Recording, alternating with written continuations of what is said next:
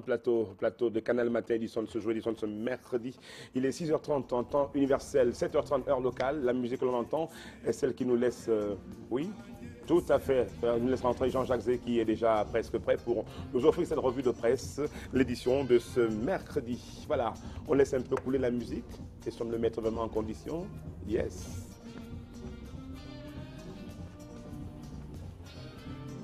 Jean-Jacques Zé, bonjour. Monsieur, bonjour. Bienvenue. Merci beaucoup de m'accueillir. Avec joie. N'oubliez pas de vous rendre là-bas en cuisine dès que vous terminez votre revue. Oui. Oui, il y a de très bonnes choses. Les filles sont sympathiques et elles sont intéressantes. Jean-Jacques, les journaux ont beaucoup parlé aujourd'hui. Quelle loquacité. Mais nous allons commencer par le messager.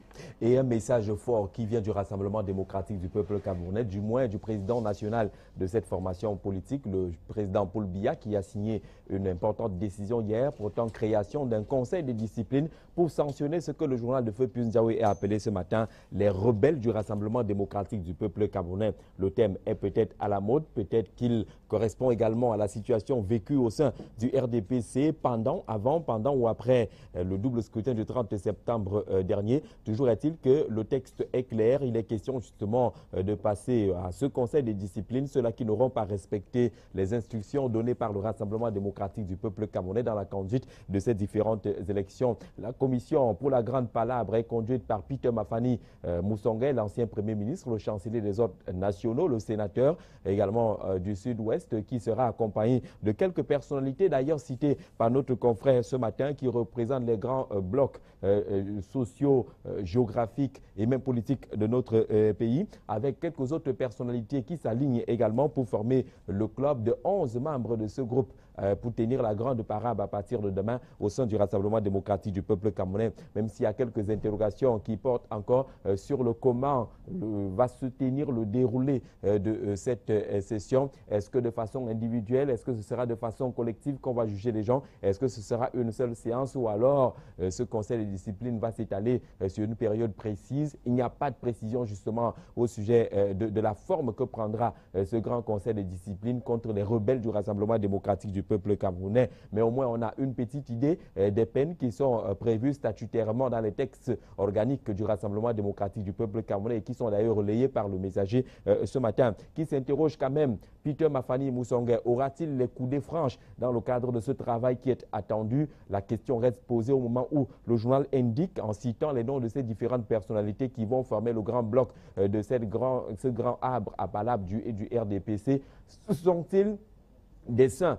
Ne sont-ils pas également cités dans le cadre de ces manœuvres qui ont été décriées dans la conduite des opérations électorales au sein du Rassemblement démocratique du peuple camerounais? Faut-il douter également de la qualité de ces personnalités choisies par le président national du RDPC? Autant de questions soulevées par notre confrère qui semble avoir une toute petite réponse là-dessus. Le journal constate qu'une fois de plus, le RDPC, comme hier, le SDF ou l'UPC semble se tromper encore de cible et s'attelle à corriger les effets et non les causes, indique le journal ce matin, pour un peu débattre et proposer justement les réflexions autour de ce conseil de discipline. Des dizaines de cas ont été transmis au comité central du RDPC pendant ces opérations électorales. Quelques cas ont d'ailleurs fait également les choux gras de la presse et les résultats sont activement attendus dans le cadre du Rassemblement démocratique du peuple camerounais. Mais la grande une de Le Messager ce matin est consacrée aux obsèques de Nelson Mandela. On l'a vu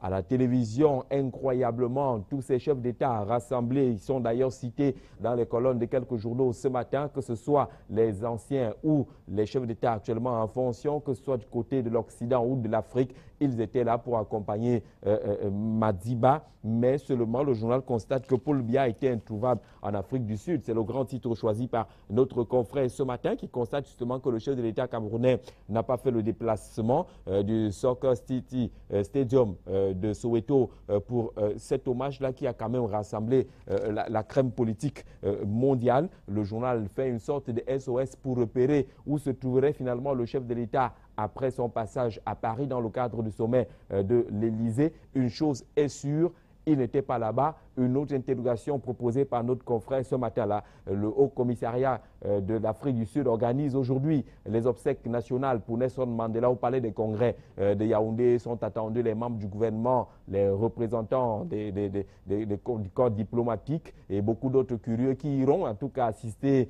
l'Afrique du Sud frappée, et ce sera du côté du Palais des Congrès de Yaoundé. L'autre question soulevée par notre confrère ce matin, le chef de l'État, à défaut d'être en Afrique du Sud, aurait dû être également du côté du Palais des Congrès de Yaoundé, mais il n'est pas de retour. Seule indication justement qui signifie que le Cameroun porte également le deuil au-delà du message adressé au président Jacob Zuma, d'ailleurs cité par notre confrère ce matin. Il y a le drapeau du côté de la présidence de la République qui est en berne. Mais Mutation avait dit il y a quelques jours merci à Nelson Mandela. Aujourd'hui, en quelques mots, il a osé, pour parler du président camerounais et de son absence à ses obsèques du côté de Johannesburg. C'est le titre choisi par le journal de Xavier Messer ce matin. Il a osé, le chef de l'État camerounais. Il n'a pas fait le déplacement pour accompagner ou bien être là également où le monde était sérieusement représenté. Le journal s'arrête en tout cas en proposant la liste de ces grands noms leaders mondiaux qui ont fait le déplacement, en regrettant en tout cas que cette absence-là peut tout simplement plutôt solidifier ce que le journal a appelé la bourde diplomatique déjà réalisée par l'État du Cameroun en 1996 lorsque se tenait à Yaoundé le sommet de l'OUA. Nelson Mandela était arrivé à Yaoundé si malin et n'avait pas été accueilli par le président camerounais Paul Biya. Le journal considère que c'est une grosse bourde qu'on aurait dû rattraper avec la présence au moins aux obsèques du chef de l'État camerounais. Il parle également d'un second pied de nez justement fait à Nelson Mandela après cette bourde de 96, l'absence également aux obsèques. Et à cette occasion, le journal précise que Barack Obama, présenté comme l'héritier de Nelson Mandela, a fait une véritable leçon aux quelques chefs d'État, notamment africains, en indiquant par exemple qu'il y a trop de dirigeants qui se disent solidaires du combat de Nelson Mandela pour la liberté, mais ne tolèrent pas d'opposition de leur propre peuple. Le journal cite quelques lignes prononcées par Barack Obama pour signifier également l'embarras de ces leaders africains ou ceux qui s'accrochent au pouvoir ainsi indexés. Le quotidien L'Actu ne nous parle pas de Paul Biya, ne parle pas également de Nelson Mandela ce matin, et parle plutôt de la corruption. Hier, c'était le 10 décembre, on sait que c'était journée internationale des droits de l'homme, mais c'était également journée internationale de lutte contre la corruption. Et à cet effet, le journal a beaucoup écouté Donald Kaberuka, vous le savez, c'est le patron de la Banque africaine de développement, au sujet des dégâts causés par la corruption. 1000 milliards de dollars en pot de vin. Le chiffre est fort, qui également témoigne de l'importance de la densité des manœuvres de corruption à travers le monde et notamment ou singulièrement dans les pays les plus frappés, si on s'en tient au dernier classement offert par Transparency International, parlant justement donc de la corruption. Chaque année, des pots de vin d'une valeur de 1000 milliards de dollars sont versés et selon les chiffres proposés et ces estimations, 2 milliards sont également engloutis, faisant ainsi un total de 5% du produit intérieur brut mondial ainsi détourné par la corruption. Et il va plus loin. La corruption n'est pas seulement le simple fait de détourner un peu d'argent ou utiliser de l'argent pour arriver à quelques fins, mais elle peut avoir des conséquences sur la stabilité sociale, la stabilité diplomatique, la stabilité démocratique, la stabilité économique également de nombreux États. Dans tous les cas, elle peut mettre en difficulté l'état de droit. D'ailleurs, l'état de droit a été abondamment cité par Transparency International cette année. Entre-temps, le Cameroun et la branche camerounaise de Transparency International préparent une sorte de riposte qui a été annoncée le 9 décembre dernier par Maître Ngini, qui est le patron de la branche camerounaise de Transparency International, annonçant justement le lancement d'un projet d'assistance judiciaire réservé aux témoins et victimes d'actes de corruption. Il faut bien que les témoins et les victimes puissent être protégés, la dénonciation devenant la chose la plus dangereuse dans les actes de corruption. Peut-être cette initiative permettra de sécuriser. Un mot sur le journal Les Faits, dans les kiosques également ce matin, qui s'intéresse au budget 2014. Le journal trouve justement ce budget-là sérieusement irréaliste, ne pouvant pas donner les leviers solides au Cameroun pour aller vers son émergence en 2035. Le journal indique d'ailleurs dans son développement qu'il faut 30 à 60 années de plus pour atteindre le cap de l'émergence dans notre pays. Autre journal, Relais d'Afrique, ce matin, qui parle des infrastructures et les retombées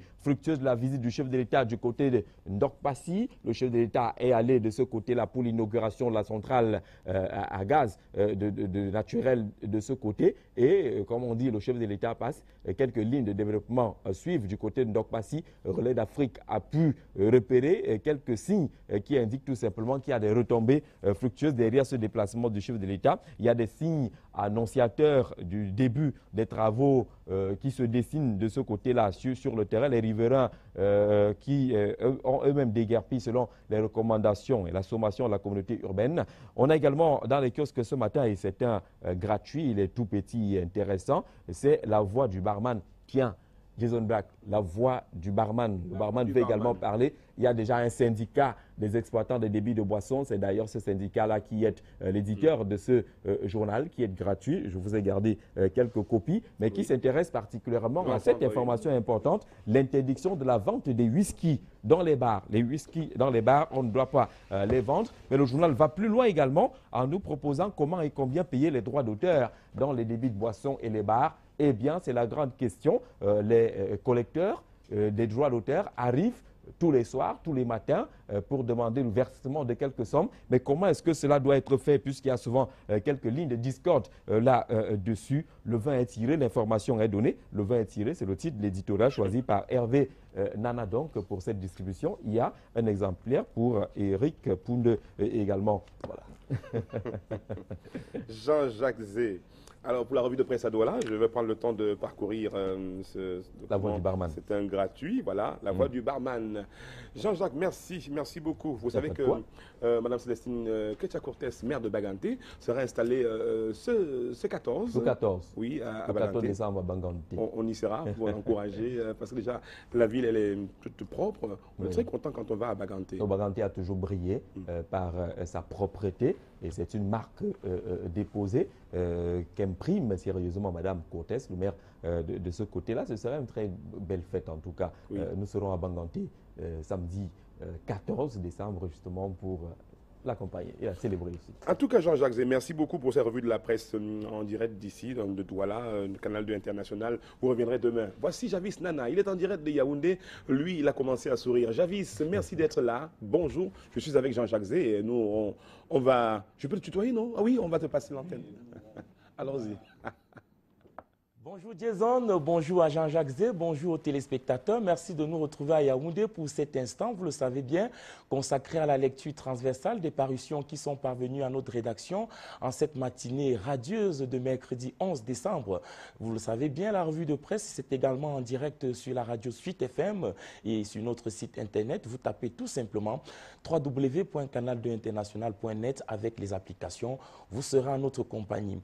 La une principale du quotidien public Cameroun Tribune, édition de ce matin, est consacrée à Nelson Mandela. Le journal de la rue de l'aéroport traite d'un dossier important ce matin de quelques 3 pages avec 7 articles sous la conduite bien sûr du rédacteur en chef Yves Atanga. Mandela et nous, le quotidien public, nous fait savoir que le leader charismatique africain qui est décédé il y a quelques jours donc était un ami du Cameroun. D'ailleurs, dans un article, on peut apprendre, et c'est Ndinga Amougou qui a interviewé le professeur donc Daniel Aboua, qui est le doyen de la faculté des lettres de l'université de Yaoundé 1, eh bien, dans cet entretien, on apprend que Nelson Mandela était une icône africaine et que le Cameroun a également participé au combat contre l'apartheid.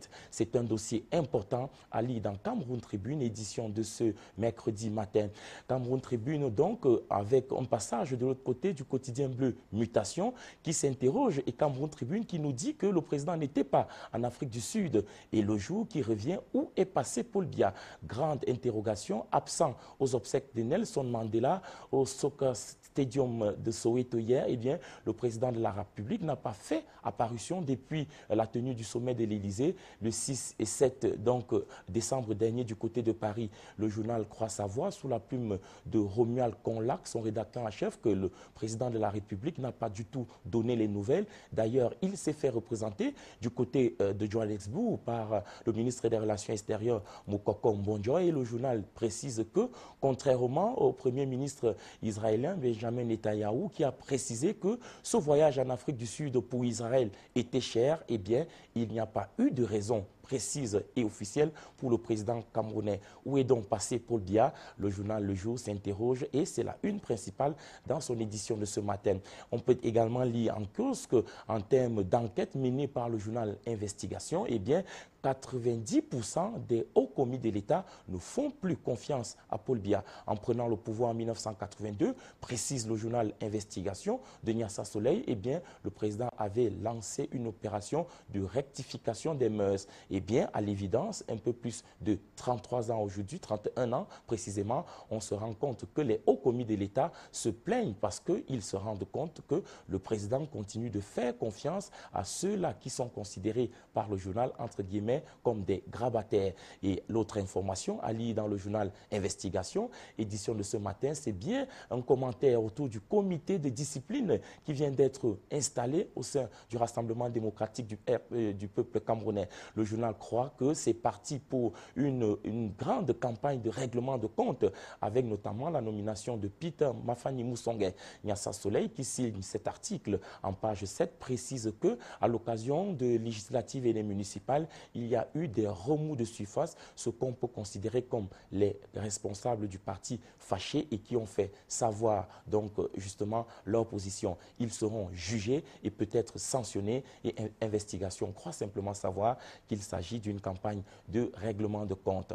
En attendant donc que les premiers appelés passent devant le conseil de discipline, le journal Le Soir de Amman Bianda est descendu sur le terrain à travers les 10 régions de la République pour mener une enquête autour des membres du gouvernement qui sont ainsi appelés et qui sont ainsi jugés. Le journal de Amman Bianda précise que eh bien, les Camerounais jettent un regard critique sur le gouvernement du 9 décembre 2011. Le public juge ce gouvernement. Eh bien, c'est un échantillon de quelques 500 Camerounais à travers les 10 régions de notre pays. Pour les premiers résultats, on s'occupe de ceux qui sont estimé par le grand public. Le directeur du cabinet civil, Martin Belinga Eboutou, qui est considéré comme le dernier rempart du président de la République, le secrétaire général des services du Premier ministre, Louis-Paul Motazé, qui est considéré, lui, comme l'oreille et l'œil et même la pupille du président de la République. Eh bien, il y a d'autres noms qui circulent, notamment le ministre de la Défense, qui est considéré ici comme l'architecture de la modernisation de l'armée camerounaise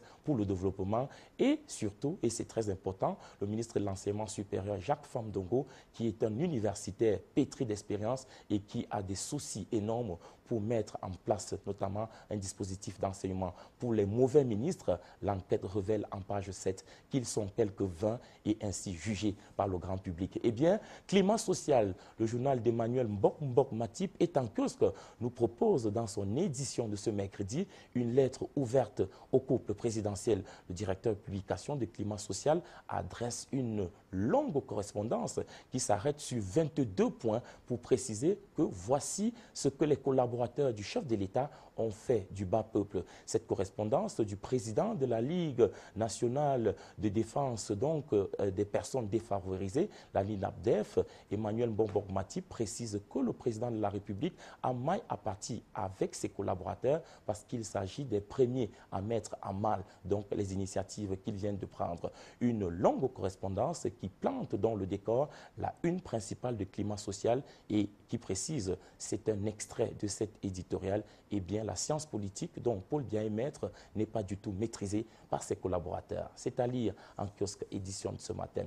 On peut également lire le quotidien de l'économie qui nous propose donc une enquête de terrain pour faire un constat qui est considéré comme quelque peu grave, un constat d'échec des entreprises de régulation qui ont été mises en place. On parle de l'ARMP pour les marchés publics, de l'ART pour les télécommunications, de l'ARCEL pour le secteur de l'électricité. Eh bien, le quotidien de l'économie qui a mené cette enquête croit savoir dans son dossier du mercredi et que ces agences de régulation n'arrivent pas justement à maîtriser la stabilité des prix. D'ailleurs, il y a une initiative en ce qui concerne le secteur de l'électricité qui est mise en place pour permettre de réduire le coût de l'électricité. Mais jusqu'ici, parole au président de la Ligue camerounaise des consommateurs, l'acteur de l'homme Magellan Kamse Kangem, qui prend la parole comme invité du dossier du mercredi dans le quotidien L'Économie, qui précise qu'il faut simplement donner les moyens à ces agences de régulation pour attendre d'elles un bon travail.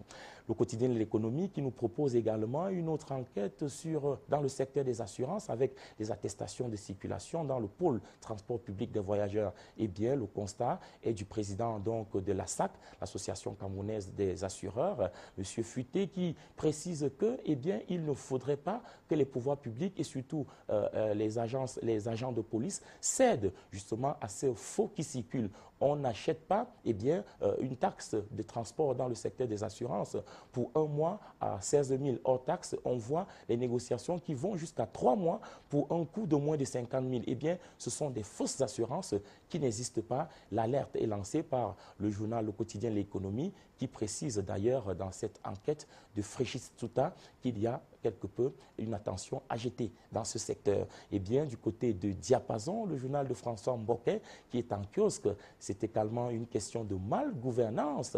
57 milliards disparus des comptes d'affectation spéciale. Eh bien, l'annonce a été faite donc récemment, le 9 décembre dernier, à l'occasion de la journée internationale de lutte contre la corruption. Le journal Diapason nous dit que c'est une espèce de pieuvre de grande mère qui cloue ainsi le fonctionnement de l'administration publique. Le ministère des Finances est ainsi cité comme l'une des poches de résistance de cette corruption. 57 milliards de francs CFA disparus. Eh bien, l'enquête précise que les couloirs sont déjà bien donc identifiés. Il ne reste plus simplement qu'au tribunal criminel spécial de se saisir du dossier. Et puis on referme cette revue avec l'ANCA CEMAC de Diapason qui nous propose justement, après la tenue ici à Yaoundé, le Tchad pour sauver le lac Tchad. Eh bien, la commission du bassin du lac Tchad aura 3,8 milliards. Il y aura une conférence des bailleurs de fonds pour pouvoir sauver le lac Tchad et la rencontre de Yaoundé a permis donc de fixer le cap pour trouver de l'argent au-delà de 2014. Et en ce qui concerne l'EIFORCE, c'est la grande école de formation multi-pays qui a son siège à Yaoundé pour permettre notamment le maintien de la paix dans la zone CEMAC. Eh bien, l'EIFORCE est au service des gouvernements des pays de la communauté économique et monétaire d'Afrique centrale. Voilà Jason et la note triste pour refermer cette revue de presse, c'est bien sûr l'annonce du décès de l'artiste Capitaine Mopé. Pour ceux qui ont connu cet artiste, il est donc décédé. La grande famille artistique musicale est affligée. On adresse nos condoléances. Quant à nous, pour la revue de presse, Jason, on se retrouve demain. On vous souhaite très bonne continuation et surtout d'excellents moments sur notre antenne. À demain. Demain, cher ami Javis Nana, vous serez là en direct de Yaoundé. Et toutes nos condoléances à notre très cher collègue Alain Djampou qui donc a perdu sa maman. Voilà, il est en service à Suite FM. Toutes nos condoléances Alain et beaucoup de courage pour la suite. C'est pas facile. C'est sa maman qui est décédée, je pense, hier. Et elle était en convalescence chez notre collègue. Voilà, toutes nos condoléances Alain Djampou de Suite FM.